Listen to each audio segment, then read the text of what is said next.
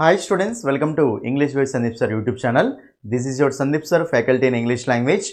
ఈ వీడియోలో మనం ఏం చూడబోతున్నాము అంటే ఏపీ డిఎస్సి ఇంగ్లీష్ కి సంబంధించి ర్యాపిడ్ రివిజన్ క్లాసెస్ లో భాగంగా ప్రాక్టీస్ సెట్ 8 యొక్క ఎక్స్‌ప్లనేషన్ మనము ఈ వీడియోలో చూడబోతున్నామండి. స్టూడెంట్స్ మనకు ఏపీ డిఎస్సి ఎగ్జామ్స్ అనేవి త్వరలోనే జరగబోతున్నాయి. అస్సలు టైం లేదు కాబట్టి ఇప్పటి నుంచి అయినా సరే మీరు అందరూ క్లియర్గా ఇంగ్లీష్ మీద ఫోకస్ చేయడం స్టార్ట్ చేయండి. ఓకేనా? ఎందుకంటే చాలా మందికి జిఎస్సిలో డిఎస్సిలో జాబ్ పోవడానికి మెయిన్ రీజన్ ఏముంటుంది అంటే ఇంగ్లీష్ ఉంటుంది అండి. చాలా మందికి ఇంగ్లీష్లో స్కోర్ లేక డిఎస్సిలో జాబ్ కోల్పోయిన వాళ్ళు చాలామంది ఉన్నారు. కాబట్టి నేను ఈసారి ఎలాగైనా సరే మీకు ఇంగ్లీష్లో బెస్ట్ మార్క్స్ వచ్చి మీకు కంపల్సరీ డిఎస్సిలో జాబ్ రావాలి అనే ఉద్దేశంతో నేను ఇంగ్లీష్ మీద ప్రాక్టీస్ సెట్స్ అని చెప్పేసి ప్రాక్టీస్ సెట్స్ అనేవి అన్నీ కంప్లీట్ చేసుకుంటూ వస్తున్నాను అండి. ఇది మీకు 8th ప్రాక్టీస్ సెట్ అండి. ఎవరైతే వీడియోని ఫస్ట్ టైం చూస్తున్నారో మీరు కంపల్సరీ అనేది 1 నుంచి 7 వరకు ప్రాక్టీస్ సెట్లు ఉన్నాయి. ఒకటేమో లైవ్లో ఉంటుంది. అన్ని ప్రాక్టీస్ సెట్ యొక్క ఎక్స్‌ప్లనేషన్ క్లియర్గా వినండి. ఎందుకంటే ఇవే మోడల్స్ మనకు వస్తాయండి. నేను చెప్తున్నా కదా, ఇవే మోడల్స్, సేమ్ ఇలాంటి మోడల్స్ క్వశ్చన్సే మనకు ఎగ్జామ్లో దిగుతాయి. కాబట్టి మీరు ఈ మోడల్స్ కనుక సరిగ్గా ప్రాక్టీస్ చేస్తే సరిపోతుంది అనమాట. ఓకేనా? కాబట్టి మీకు ఎన్నో కాన్సెప్ట్స్, ఎన్నో పాయింట్స్ మీకు ఇక్కడ కవర్ చేస్తాను. కాబట్టి ప్రతి ఒక్కరూ వీడియోని స్టార్టింగ్ నుంచి ఎండింగ్ వరకు క్లియర్గా చూడండి. ప్రతి ఒక్క కాన్సెప్ట్ నేర్చుకోండి. చాలు మీకు డిఎస్సిలో ఇంగ్లీష్లో బెస్ట్ మార్క్స్ అనేవి వస్తాయి. ఓకేనా? డిఎస్సి జాబ్ రావాలంటే గుర్తుపెట్టుకోండి, ఇంగ్లీష్లో స్కోర్ ఉండాల్సిందే. ఓకేనా? వీడియోని ఫస్ట్ టైం చూసే వాళ్ళు ఆ ప్రాక్టీస్ సెట్లు అన్నీ కంప్లీట్ చేసుకోండి. దాని తర్వాత ప్రీవియస్ క్వశ్చన్స్ ఇంకా చాలా వీడియోస్ చేశాను. ఫస్ట్ టైం చూసే వాళ్ళైతే కంపల్సరీ ఛానల్ని సబ్స్క్రైబ్ చేసుకోండి. వీడియోని వస్తే లైక్ చేయండి. మీ ఫ్రెండ్స్ అందరికీ తప్పకుండా షేర్ చేయండి. డిఎస్సి టెట్ అన్ని గ్రూప్స్లో షేర్ చేయండి. ఓకేనా? మీకు ఇంకా వీడియోస్ అనేవి చేస్తూనే ఉంటాను. ఓకేనా? రైట్. అయితే మీకు ఈ ఎక్స్‌ప్లనేషన్కి వెళ్ళే ముందు మీరు ఒకవేళ ఇంగ్లీష్లో బెస్ట్ మార్క్స్ సాధించాలనుకుంటే ఈ తక్కువ టైంలో మోస్ట్ ఇంపార్టెంట్ టాపిక్స్ నేను కంప్లీట్ చేసుకుంటాను సార్ అనుకుంటే మీరు మన ఇంగ్లీష్ బై సందీప్ సార్ అనే యాప్ని డౌన్లోడ్ చేసుకోండి. ఓకేనా? ఇందులో మీకు యాప్ డౌన్లోడ్ చేసుకుంటే మీకు లాగిన్ రిజిస్టర్ అయిన తర్వాత డిఎస్సి టెట్ కోర్సెస్లో మీకు ఈ కోర్సెస్ ఉంటాయండి. 15 days validity course, 1 month validity course, 199 plus charges అనేవి ఉంటాయి ప్రతి కోర్స్కి. మీరు ఫస్ట్ ఫ్రీ డెమో క్లాసులు చూడండి. ఫ్రీ డెమో క్లాసులు చూసి నచ్చితేనే ఫుల్ కోర్సు తీసుకోండి. ఫ్రీ డెమో క్లాసులు చూసి నచ్చితేనే ఫుల్ కోర్సు తీసుకోండి. ఓకేనా? ఎస్ఎస్సి లెవెల్లో కంటెంట్ ఉంటుంది, నోట్స్ పీడిఎఫ్ ఉంటుంది, ప్రాక్టీస్ బిట్స్ ఉంటాయి. ప్రాక్టీస్ బిట్స్కి ఎక్స్‌ప్లనేషన్ కూడా ఉంటుంది. మీకు ఫోన్పే లేకపోయినా సరే యాప్ గురించి ఏమైనా ఇష్యూస్ ఉంటే ఈ నెంబర్కి కాల్ చేయండి. మీకు ఒకవేళ మన బుక్ కావాలన్నా సరే ఈ నెంబర్కు కాల్ చేయండి. మన బుక్ రిలీజ్ అయిందండి డిఎస్సి డేట్కి. ఆ బుక్ స్టాల్స్ అవైలబుల్గా ఉంది. మీరు బుక్ స్టాల్స్ వెళ్ళి తీసుకోండి. ఇంగ్లీష్ టు తెలుగులో ఉంటుంది. బుక్లో టాపిక్ కంటెంట్ ఎక్స్‌ప్లనేషన్ ఉంటుంది. ఇంగ్లీష్ టు తెలుగులో ప్రీవియస్ క్వశ్చన్స్ ఉంటాయి, ప్రాక్టీస్ బిట్స్ ఉంటాయి. ఎక్సలెంట్గా బుక్ ఉంటుంది. బుక్ చూసి నచ్చితేనే తీసుకోండి. Sandeep sir DSC TET book అంటే వాళ్ళు ఇస్తారు బుక్ స్టాల్స్లో. ఓకేనా? రైట్ అండి. మనం లేట్ చేయకుండా క్వశ్చన్స్లోకి వెళ్ళిపోదామండి. చూడండి, ఇక్కడ ఫస్ట్ క్వశ్చన్ చాలా చాలా ఇంపార్టెంట్ అండి. ఎందుకంటే మీకు ఎక్కువ కాన్సెప్ట్స్ కవర్ కావడం కోసం నేను ఈ ప్రాక్టీస్ సెట్స్ ఎక్స్‌ప్లనేషన్ అనేది చేస్తున్నానండి. చూడండి, ఇక్కడ dash salt is used for making things tasty. చూడండి, ఇక్కడ డాష్ సాల్ట్ అట. సాల్ట్ అనేది యూజ్ చేస్తామట. ఓకేనా? థింగ్స్ ఓకేనా, ఏవైనా సరే టేస్టీగా ఉండడం కోసం మనం సాల్ట్ని యూజ్ చేస్తాం అంటుండే ఇక్కడ. అయితే చూస్ the correct article that fits the blank. Salt ఓకేనా, సాల్ట్ ముందు మనకు ఏ ఆర్టికల్ వస్తుంది అంటుండు. చూడండి, చాలామంది స్టూడెంట్స్ ఏం చేస్తారంటే సాల్ట్ అంటే మనకు అది కాన్సనెంట్ సౌండ్ కాబట్టి ఏ సాల్ట్ అని వాడేస్తారు అన్న డైరెక్ట్గా. ఏ సాల్ట్ అని డైరెక్ట్ వాడేస్తారు అక్కడ. చూడండి, సాల్ట్ అనేది మనకు ఫస్ట్ కౌంటబుల్ నౌనా అన్కౌంటబుల్ నౌన్. ఫస్ట్ ఇది ఏ నౌన్ అవుతుంది అంటే చూడండి, ఇక్కడ ఇది మనకు మెటీరియల్ నౌన్ అవుతుంది. ఏ నౌన్ అవుతుంది చెప్పండి? ఇది మనకు మెటీరియల్ నౌన్ అవుతుంది నాన్న. సాల్ట్ అనేది మనకు మెటీరియల్ నౌన్ అవుతుంది. ఇది మనం అన్కౌంటబుల్ నౌన్లా కూడా తీసుకోవచ్చు దీన్ని. మెటీరియల్ నౌన్ అంటే ఏంటంటే ఒక దాని నుంచి మనం ఏదైనా తయారు చేసే దాన్ని మనము మెటీరియల్ నౌన్ అంటాం. సాల్ట్ అనేది మనకు at the same time uncountable noun కూడా అవుతుంది. ఓకే, ఏంటంటే కౌంట్ చేయలేం కదా. 1 salt, 2 salts, 3 salts అని కౌంట్ చేయలేం కదా. సాల్ట్ ఎంత ఉన్నా సాల్టే అంటాం. కాబట్టి సాల్ట్ అనేది మనకి ఏమవుతుంది చెప్పండి? అన్కౌంటబుల్ అవుతుంది. చూడండి, అన్కౌంటబుల్ నౌన్స్ ముందు మనము ఏ గాని యాని కానీ పెట్టగలుగుతామా? పెట్టలేమన్నమాట. అన్కౌంటబుల్ నౌన్స్ ముందు ఏ గాని యాని కానీ పెట్టగలుగుతామా? పెట్టలేం. ఎందుకంటే ఏ అన్న యాన్ అన్న మీనింగ్ ఏంటండి? 1 అని. ఏ అన్న యాన్ అన్న మీనింగ్ ఏంటి? 1 కానీ 1 అంటూ ఉంటాం. ఓకేనా? ఏదో ఒక అంటూ ఉంటాం. మరి ఇప్పుడు అన్కౌంటబుల్ నౌన్స్ అంటున్నాయి కాబట్టి అన్కౌంటబుల్ నౌన్స్ వచ్చినప్పుడు కౌంట్ చేయలేం కదా. వాటిని కౌంట్ చేయనప్పుడు మరి 1 2 3 పెట్టగలుగుతామా? పెట్టలేమన్నమాట. కాబట్టి వన్ పెట్టలేము కాబట్టి ఏ కానీ యాన్ కానీ వాడకూడదు. సో ఇండిఫరెంట్ ఆర్టికల్స్ ఏని యాన్ ఏమంటాం, ఇండిఫరెంట్ ఆర్టికల్స్ అంటాం. దాని ఏమంటాం మనం, డెఫినెట్ ఆర్టికల్ అంటాం. అన్కౌంటబుల్ నౌన్స్ ముందు మనం జనరల్గా ఈ ఇండిఫరెంట్ ఆర్టికల్స్ వాడకూడదు. ఓకేనా, కాబట్టి ఇక్కడ ఈ ఆప్షన్స్ రెండు రావు. అంతెందుకండి, ఇక్కడ చూడండి, చెప్పండి ఆన్సర్ నాకు. ఐ హ్యావ్ ఏ వర్క్ అంటామా, ఐ హ్యావ్ వర్క్ అంటామా? దీనికి ఆన్సర్ చెప్పండి మీరు. ఓకేనా, ఐ హ్యావ్ ఏ వర్కా, ఐ హ్యావ్ వర్కా? చెప్పండి. ఐ హ్యావ్ ఏ వర్క్ అనేది మనకు రాంగ్, ఐ హ్యావ్ వర్క్ అనాలి. ఎందుకంటే వర్క్ అనేది మనకి ఏంటి, అన్కౌంటబుల్ నౌన్ అండి. వర్క్ అనేది అన్కౌంటబుల్ కాబట్టి కౌంట్ చేయలేము కదా. సో కౌంట్ చేయలేమంటే నెంబరింగ్ ఇవ్వలేము అన్నమాట. అసలు కౌంటబుల్ అన్కౌంటబుల్ నౌన్స్ అంటే ఏంటంటే, ఏ నౌన్స్ని అయితే మనం కౌంట్ చేస్తామో వాటిని మనం కౌంటబుల్ నౌన్స్ అంటాం. ఏ నౌన్స్ అయితే కౌంట్ చేయలేమో వాటిని మనం అన్కౌంటబుల్ నౌన్స్ అంటాం. సరే కౌంట్ చేయడం ఏంటి, కౌంట్ చేయడం ఏంటంటే నెంబరింగ్ ఇవ్వడం. 1 2 3 4 5 6 ఉన్నాయి కదా, ఆ నెంబరింగ్ వాడగలిగితే వాటిని ఏమంటామంటే కౌంటబుల్ నౌన్స్ అంటాం. ఆ నెంబరింగ్ వాడలేకపోతే వాటిని అన్కౌంటబుల్ నౌన్స్ అంటాం. అయితే వర్క్ అనేది మనకు అన్కౌంటబుల్ అండి. అన్కౌంటబుల్ నౌన్స్ ముందు 1 2 3 4 5 6 అంటామా, అనం. మరి ఏ అన్న యాన్ అన్న మీనింగ్ ఏంటి, వన్నే కదా. కాబట్టి మరి 1 2 3 4 వాడొద్దు కాబట్టి ఏ కూడా వాడొద్దు, ఏ కానీ యాన్ కానీ వాడొద్దు అనమాట. సో ఇండిఫరెంట్ ఆర్టికల్స్ మనం ఎప్పుడైనా సరే ఇక్కడ అన్కౌంటబుల్ నౌన్స్ ముందు వాడొద్దు. సో మనకు ఐ హ్యావ్ వర్క్ అనేది రైట్ అవుతుంది. సో ఇక్కడ మనకు సాల్ట్ అనేది, ఓకేనా. సో సాల్ట్ అనేది మనకు అన్కౌంటబుల్ మెటీరియల్ ఉంటుంది కదా, కాబట్టి అన్కౌంటబుల్ నౌన్స్ ముందు ఈ వాడతామా, వాడడం. ఫస్ట్ ఈ రెండు ఆప్షన్స్ పోతాయి. దాని తర్వాత తర్వాత నో ఆర్టికల్ అండి. చూడండి, ఇక్కడ ఎప్పుడైనా సరే గుర్తుపెట్టుకోండి, ద సాల్ట్ అంటే మీనింగ్ ఏంటండి, ఆ సాల్ట్ అని. ద బాయ్ అంటే ఆ బాయ్. చూడండి, ఏకి యాన్కి దాకా డిఫరెన్సెస్ ఏంటంటే, ఏ యాన్ ఏమో ఇండెఫినెంట్ ఆర్టికల్స్ జనరల్గా చెప్పేటప్పుడు వాడతాం, దానేమో డెఫినెట్ ఆర్టికల్ పర్టికులర్ చెప్పేటప్పుడు వాడతాం. ఏ బాయ్ అంటే ఒక అబ్బాయి, దా బాయ్ అంటే ఆ అబ్బాయి అని. కాబట్టి ఇప్పుడు మనకు ఒకవేళ ఇక్కడ దా పెడితే ఏమవుతుందంటే, దా సాల్ట్ ఈజ్ యూజ్ అంటే ఆ సాల్ట్ మాత్రమే యూజ్ చేస్తామా టేస్టీగా ఉండడం కోసం, ఒక పర్టికులర్ సాల్ట్ గురించి మాట్లాడుతున్నామా, లేదు. జనరల్గా సాల్ట్ ఏదైనా సరే సో టేస్టీగా ఉండడం కోసం వాడతాం అనమాట. కాబట్టి ఇక్కడ దా అనేది కూడా పర్టికులర్ సెన్స్ కాదు కాబట్టి జనరల్ సెన్సే కదా, బట్ మనకు ఎలాంటి ఆర్టికల్ అవసరం లేదు. ఓకేనా, so option 4 is the answer. Salt is used for making things tasty అంటూ ఉంటాం. ఓకేనా, కాబట్టి మనకు ఆప్షన్ 4 ఈజ్ ద ఆన్సర్. ఈ రెండు ఆప్షన్స్ ఏమో అన్కౌంటబుల్ కాబట్టి పోయింది. తర్వాత దా అంటే డెఫినెట్ ఆర్టికల్, ఒక డెఫినెట్ సాల్ట్ అయితే కాదు కదా, ఏ సాల్ట్ గురించి అయినా మాట్లాడుతున్నాం కదా, కాబట్టి అప్పుడు మనకు ఇది కూడా ఆన్సర్ కాదు. సో ఆన్సర్ వస్తుంది ఇక్కడ ఆప్షన్ 4, ఎలాంటి ఆర్టికల్ అవసరం లేదు అండి. ఓకేనా, మీకు ఒక ఎగ్జాంపుల్ వస్తుంది చూడండి. ఇక్కడ మీరు ఒకసారి ఇది చెప్పండి, gold is the dash, gold is the costliest metal. ఇది చెప్పండి, ద గోల్డ్ అంటామా, జస్ట్ గోల్డే అంటామా, ఇక్కడ ఆర్టికల్ వాడతామా వాడమా, ఏ అని ఎట్లాగో వాడాలి మెటీరియల్ నౌన్స్ ముందు, దా అన్న వాడాలి లేకపోతే నో ఆర్టికల్ అన్న వాడాలి. చెప్పండి, దా గోల్డ్ అంటే మీనింగ్ ఏమవుతుందంటే ఆ గోల్డే అవుతుంది అనమాట, ఆ గోల్డ్ ఒకటి కాస్ట్లీయెస్ట్ అవుతుంది. ఈ జనరల్ సెన్స్ లాగా మాట్లాడుతున్నాం కాబట్టి ఏ గోల్డ్ అయినా కాస్ట్లీనే కదా, కాబట్టి ఇక్కడ ఆర్టికల్ వస్తుందా మనకు, నో ఆర్టికల్ అనమాట. మెటీరియల్ నౌన్స్ ఇవి, మెటీరియల్ నౌన్స్ అనేవి జనరల్ సెన్స్లో మాట్లాడినప్పుడు నో ఆర్టికల్, అదే పర్టికులర్ సెన్స్లో మాట్లాడినప్పుడు దానే ఆర్టికల్ వాడాలి. ద గోల్డ్ ఎప్పుడు అంటాం, dash gold used in this ring is not pure. Dash gold used in this ring అంటే ఈ రింగ్లో యూజ్ చేసిన గోల్డ్ అనమాట, అది ప్యూర్ కాదు. కాబట్టి దా గోల్డ్ వస్తుంది, అప్పుడు ఒక పర్టికులర్ గోల్డ్ కదా దా గోల్డ్ వస్తుంది. జనరల్గా మాట్లాడినప్పుడు ఏమో నో ఆర్టికల్, పర్టికులర్ మాట్లాడితే ఆర్టికల్. కాబట్టి ఆన్సర్ వస్తుంది ఇక్కడ option 4 is the answer, no article. Next 88th one చూడండి, ఇక్కడ Kalidasa is the Shakespeare of India. Right, చూడండి చాలా చాలా ఇంపార్టెంట్ అండి. యాక్చువల్గా మనకు ప్రాపర్ నౌన్స్ ముందు మనకు ఎలాంటి ఆర్టికల్స్ రావండి, ప్రాపర్ నౌన్స్ ముందు మనకి ఎలాంటి ఆర్టికల్స్ రావు. ఇది మీకు నేను డైరెక్ట్ క్వశ్చన్ అండి, మన యాప్లో నుంచి వచ్చిన డైరెక్ట్ క్వశ్చన్ ఇది. ఓకేనా, మీకు ఆర్టికల్స్లో చూడండి, ఆర్టికల్స్లో మనకు ఒమిషన్ ఆఫ్ ఆర్టికల్స్లో ఈ రూల్ అనేది కాన్సెప్ట్ అనేది ఎక్స్ప్లెయిన్ చేసిన.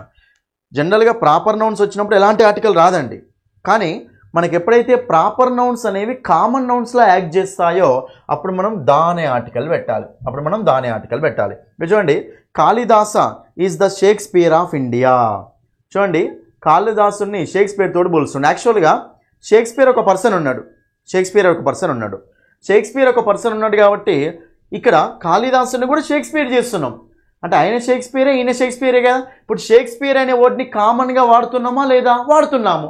కాబట్టి ఇక్కడ షేక్స్పియర్ అనేది యాక్చువల్గా ప్రాపర్ నౌన్, పర్టికులర్ నేమ్ అది, కానీ ఇక్కడ ఆయనకు వాడుతున్నాం ఈయనకు వాడుతున్నాం అంటే షేక్స్పియర్ అనే పదాన్ని కామన్గా వాడుతున్నాం కదా. కాబట్టి షేక్స్పియర్ అనేది ఏమైంది, ఇక్కడ కామన్ నౌన్ అయింది అనమాట. ఓకేనా, సో కామన్ నౌన్స్ చూడండి ప్రాపర్ నౌన్స్ ముందు మనం ఆర్టికల్ పెట్టకూడదు, కానీ కామన్ నౌన్స్ ముందు మనం ఆర్టికల్ పెట్టొచ్చు కదా. ఇక్కడ షేక్స్పియర్ అనేది మనకు కామన్ అయిందా లేదా? సో కామన్ అయిపోయింది కాబట్టి మనకు దా అనే ఆర్టికల్ వస్తుంది. So Kalidasa is the Shakespeare of India అంటాం. ఓకేనా. మళ్ళీ కాళిదాసు ముందు ఆర్టికల్ వస్తుంది రాదు, ఎందుకంటే కాళిదాస అనే పేరు కామన్గా ఉందా ఇక్కడ? ఎంతమంది వాడినాం? ఆయన ఒక్కరికి వాడుతున్నాం మనం కాళిదాస్ అనే పేరు. ఓకేనా. కాబట్టి అది ప్రాపర్ నౌన్, ఇక్కడ మనకు ఆర్టికల్. కాబట్టి మనకు ఈ సెంటెన్స్ కరెక్టే ఉంది అండి. ఇక్కడ ఏమంటుందో తెలుసా? Choose the correct statement about the sentence. Correct statement అడుగుతున్నాడు. The definite article the was wrongly used. Definite article యాక్చువల్గా చాలామంది ఏం చేస్తారంటే ద అనేది ప్రాపర్ నౌన్ ముందు రావద్దని చెప్పేసి దాన్ని తీసేస్తారు. నాన్న ప్రాపర్ నౌన్ ముందు అక్కడ రావాలి, ఎందుకంటే ఇది మనకు ప్రాపర్ నౌన్ కాదు, కామన్ నౌన్. ఆల్రెడీ షేక్స్పియర్ ఉండే ఆయనే, మళ్ళీ ఈయనకు కూడా షేక్స్పియర్ అంటున్నాం, అంటే షేక్స్పియర్ అనే పదాన్ని కామన్గా యూజ్ చేస్తున్నాం అనమాట. సో కామన్ నౌన్స్ ముందు మనం ఆర్టికల్ పెడతాం కదా, అందుకే Kalidasa is the Shakespeare of India. ఇది కరెక్టే వాణ్యం అండి, రాంగ్ వాణ్యం అంటే ఇది మనకు ఆన్సర్ కాదు. తర్వాత సెకండ్ వన్ చూడండి, ఇక్కడ the definite article the should be used before the name Kalidasa. Kalidasa ముందు దా వాడాలా? మళ్ళా కాళిదాస ముందు దా వాడతామా వాడమా? వాడొద్దు, ఎందుకంటే షేక్స్పియర్ అనేది కామన్ నౌన్ ఇక్కడ, అంతేగాని కాళిదాస కాదు కదా. కాళిదాస ఆయన ఒకరికే చెప్తున్నా కాబట్టి కాళిదాసు ముందు అయితే వాడడం. తర్వాత స్టార్ట్ వన్ చూడండి, this sentence is grammatically correct. Sentence అనేది గ్రామాటికల్గా కరెక్ట్ అనే ఉంది. తర్వాత the should be used before the word India. India ముందు దా వాడాలా? ఇండియా అనేది ఏంటిది? Proper noun. కంట్రీ చూడండి, మనకి ఎప్పుడైనా సరే సింగిల్ కంట్రీస్ వచ్చినాయి అనుకోండి, ఇండియా కానీ పాకిస్తాన్ కానీ ఇటలీ కానీ ఓకే అమెరికా కానీ ఇలా సింగిల్ కంట్రీస్ వచ్చినాయి అనుకోండి, అప్పుడు మనం ఎలాంటి ఆర్టికల్ వాడకూడదు. సింగిల్ కంట్రీస్ ముందు ఎలాంటి ఆర్టికల్ ఆడకూడదు. అదే మనకి ఇలా డబుల్ చూడండి, ఇక్కడ యుఎస్ఏ గ్రూప్ ఆఫ్ కంట్రీస్ అండి, యుఎస్ఎస్ఆర్ ఓకేనా, next UK, next one UAE. చూడండి ఇక్కడ ఇలా వచ్చినాయి అనుకోండి గ్రూప్ ఆఫ్ కంట్రీస్, అప్పుడు మనం ఏం వాడాలి చెప్పండి? The USA, the UK, the UAE, the USSR అనాలి.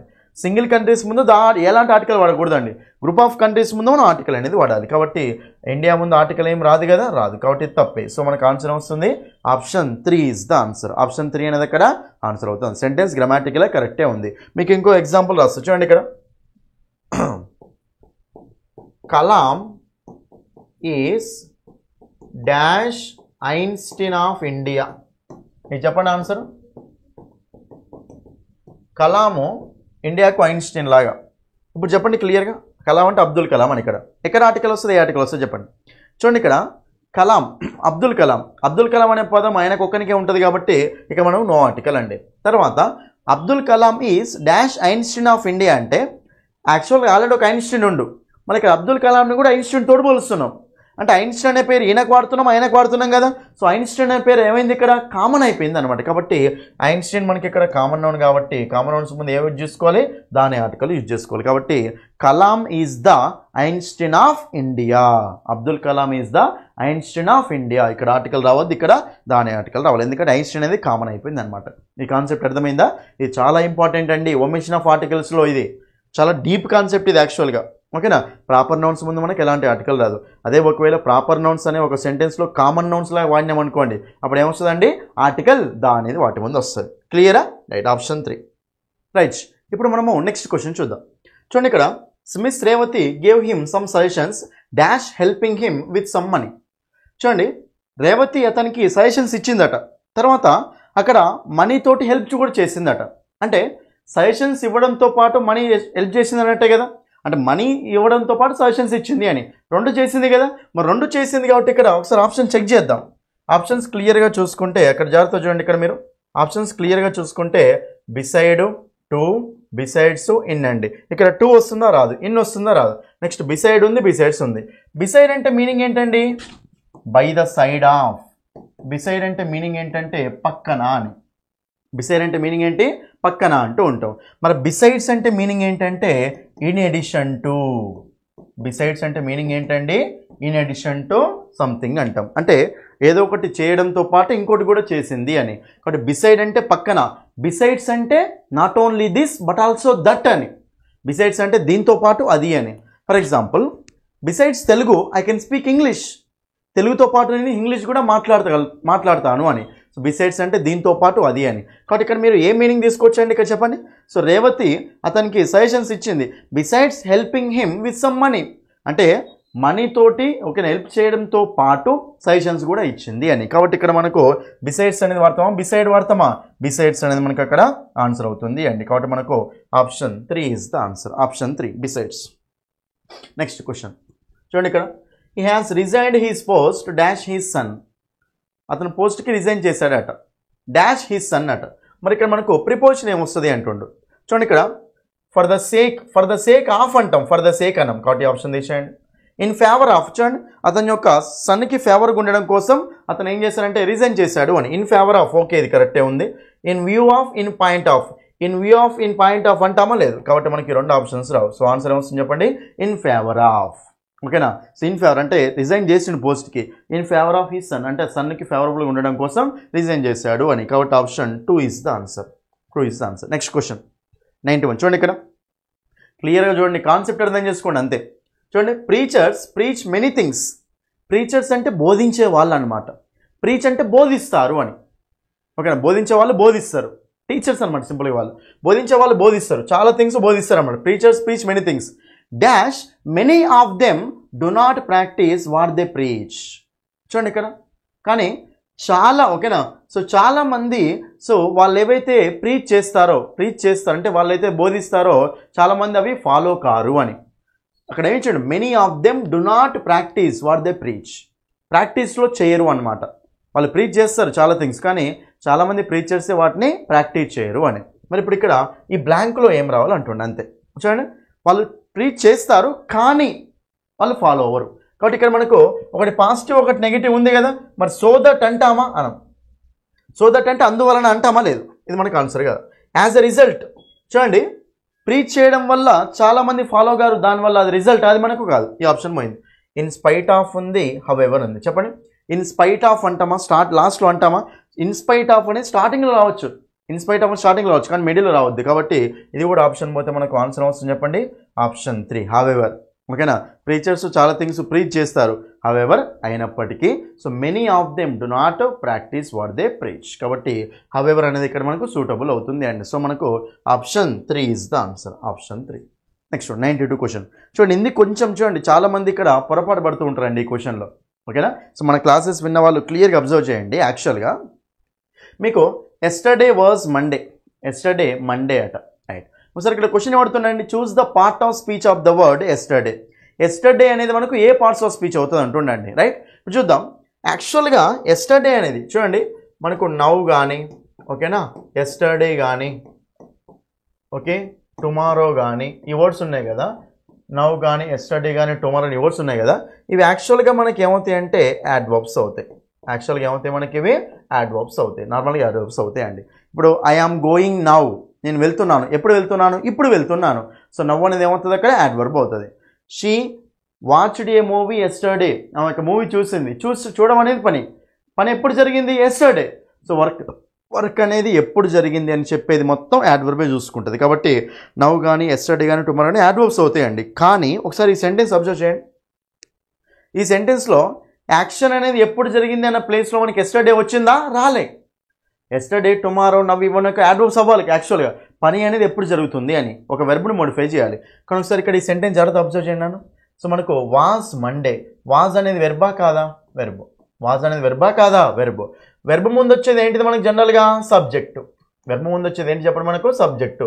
మీకు జనరల్ స్ట్రక్చర్ ఇదే కదా, subject plus verb plus object, ఇదే కదా నార్మల్ స్ట్రక్చర్ మనకు. ఓకేనా. హెల్పింగ్ వర్బ్, మెయిన్ వర్బ్ ఏదో ఒకటి. కానీ వెర్బ్ ముందు అయితే మనకు సబ్జెక్ట్ ఉంటుంది కదా. మరి అప్పుడు ఎస్టర్డే అనేది మనకు దేని ప్లేస్లో వచ్చింది అండి? సబ్జెక్ట్ ప్లేస్లో వచ్చింది. దేని ప్లేస్లో వచ్చింది? సబ్జెక్ట్ ప్లేస్లో వచ్చింది. మరి అసలు సబ్జెక్ట్ అంటే ఎవరు ఉంటారు? సబ్జెక్ట్ ప్లేస్లో ఏమేమి ఉంటాయి చెప్పండి. ఒక సబ్జెక్ట్ ప్లేస్లో మనకి ఏమేమి ఉంటాయంటే 2 ఉంటాయండి. అవేంటంటే నౌన్స్ లేకపోతే ప్రొనౌన్స్.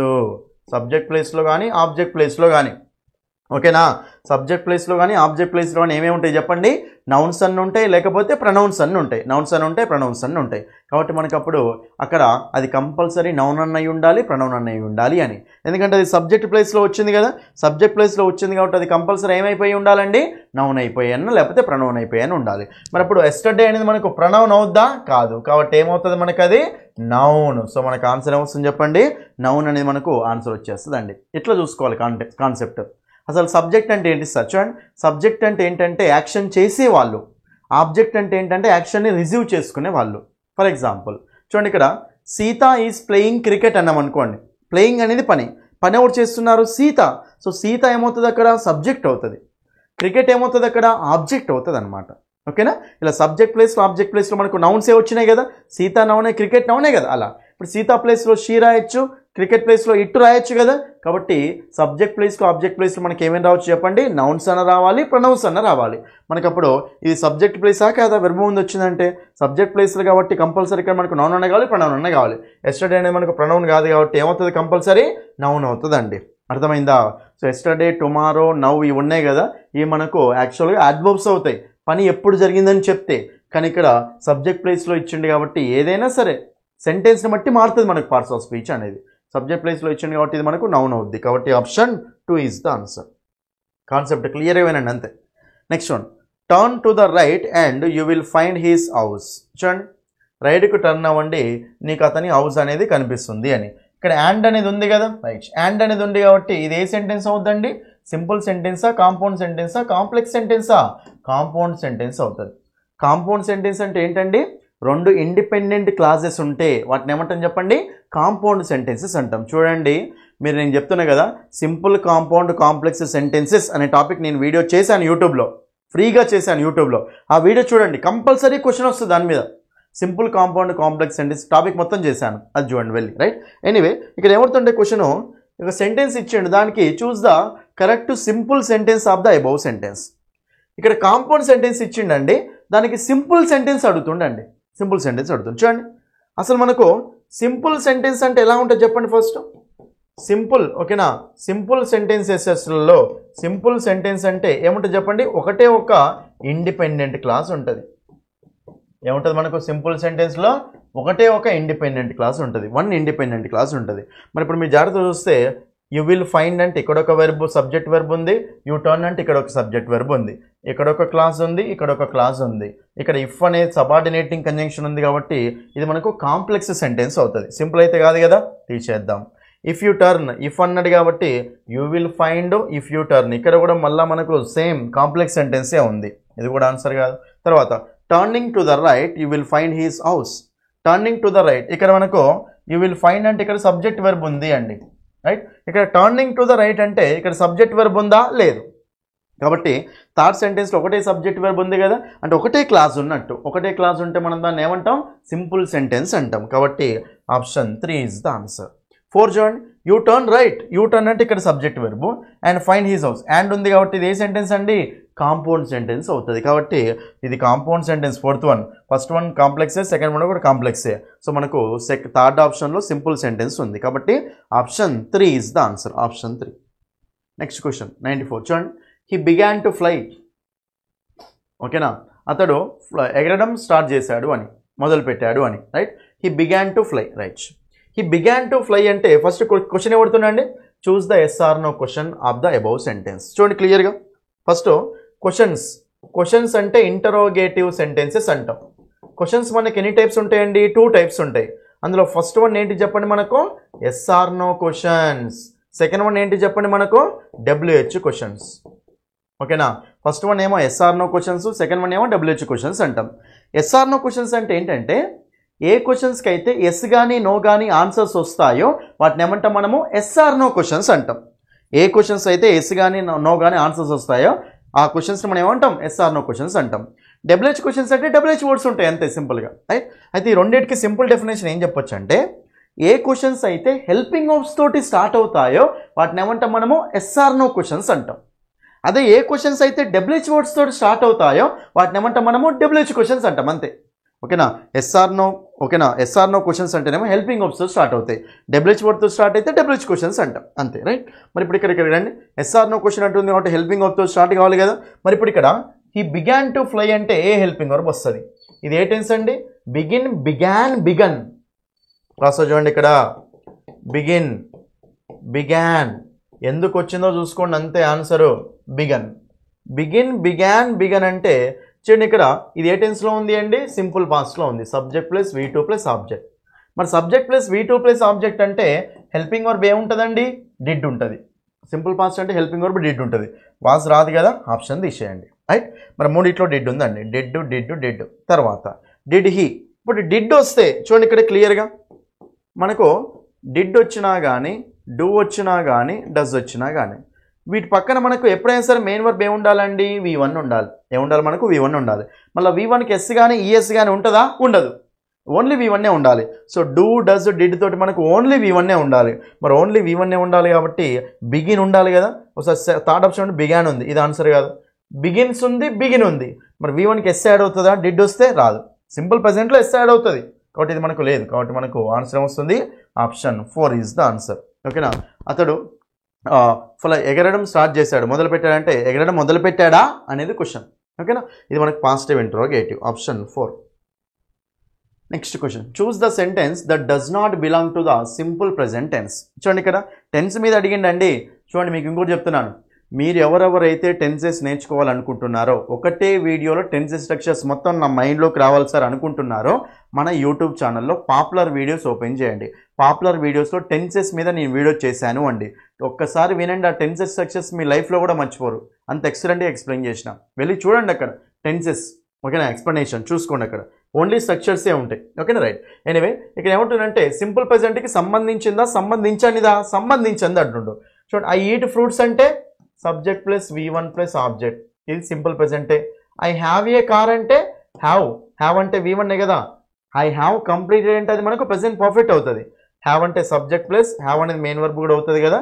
ఇది కూడా మనకు సబ్జెక్ట్ ప్లస్ V1 ప్లస్ ఆబ్జెక్టే కదా. ఇది కూడా మనకు సింపుల్ ప్రెజెంటే. తర్వాత ఐ ఆమ్ ఏ స్టూడెంట్ అంటే యామీజార్లు. ఓకేనా. యామీజార్లు కూడా మనకు V1 లా యాక్ట్ చేస్తాయి అండి. కాబట్టి ఇవి మనకు V1లో అవుతాయి కాబట్టి ఇది కూడా ఏమైందండి, సింపుల్ ప్రెజెంటే. ఓకేనా. కానీ ఇక్కడ ఫోర్త్ ఆప్షన్ వస్తే ఐ హ్యావ్ బీన్ సిక్. చూడండి ఇక్కడ హ్యావ్ అనేది మనకు ఓకే, మెయిన్ వర్బ్ లాగా వస్తే ఓకే, కానీ హ్యావ్ బీన్ అన్నాడు కదా. సో బీన్ అనేది మనకు V3 లా యాక్ట్ చేస్తుంది అండి. So have plus V3, I have been sick అంటే అది ఏ టెన్స్ తెలుసా, ప్రెజెంట్ పర్ఫెక్ట్ టెన్స్ అండి. బీన్ అనేది ఇక్కడ V3 అండి. Actually I have been going, I have been listening అంటాం, అది ప్రెజెంట్ పర్ఫెక్ట్ కంటిన్యూస్లో. బీన్ అనేది మళ్ళీ V3 లా కూడా యాక్ట్ చేస్తుంది. ఇక్కడికి ఆపిండు అంటే సో ఐ హ్యావ్ బీన్ అంటే హ్యావ్ ప్లస్ V3 అనమాట. ఇది ప్రెజెంట్ పర్ఫెక్ట్ అండి. సింపుల్ ప్రెజెంట్ అయితే కాదు కదా. కాబట్టి మనకు అప్పుడు ఈ సింపుల్ ప్రెజెంట్ కాదు కదా, ఈ మూడు సింపుల్ ప్రెజెంట్. క్వశ్చన్ అడిగేది ఏంది, సింపుల్ ప్రెజెంట్ కానిది అంటే మనకు ఆన్సర్ వస్తుంది option 4 is the answer, option 4. Next question 96 question.